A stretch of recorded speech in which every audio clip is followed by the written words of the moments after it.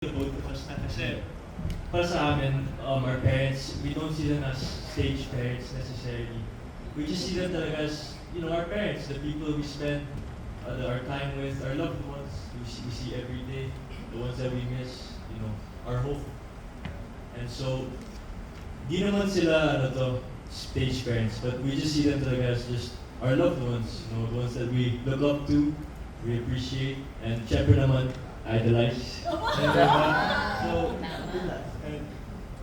And to add to that also, they're never controlling. They will always just guide us with everything, and they will never try to tell us, oh, what we did here was wrong in this and say sequence. It's never about the work. It's always about your morals and what kind of person you are. So I wouldn't say stage parents, but just actual, true to life, very responsible and very kind, warm-hearted parents. Umayak si Shirley. Parang feeling ka birthday ko din. Naging nag-visual. Thank you, June. Ang ganda ng sinabi nila. Uy, pero Atasha, 1 year ka na siya shoot. Pangako mo sa akin drawing. Yes. Ang galing niya kasi mag-drawing di ba? May nagsabi sa akin ng collector na, one day, magiging enormous yung halaga ng mga drawing ni Atasha.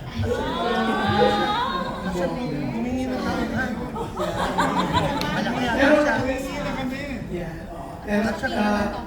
Good luck sa sitcom niyo. Si Atasha parang mas sanay na siya kasi because of Tip Bulaga.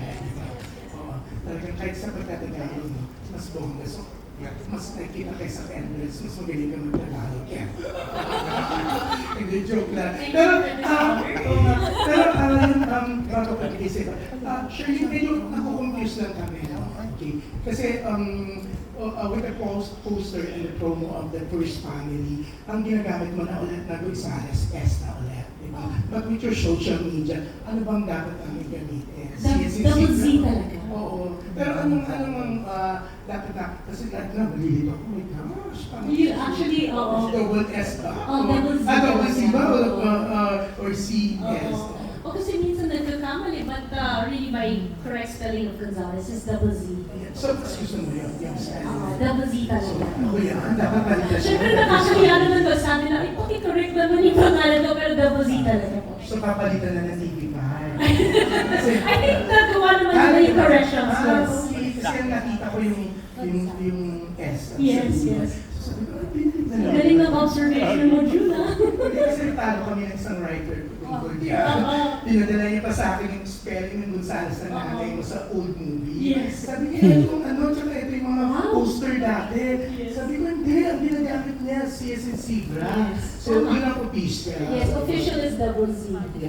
At syempre, feeling ko official din na ang The First Family, ang magiging first family ngayon ng Philippine television. So, congratulations and good luck, Aga, Charlene, Atasha, Andres, Kuya D, and the rest of the cast. Diba? Bayani yan. Baka mag-react ka ng Pero dati totoo yun, galing siya sa production.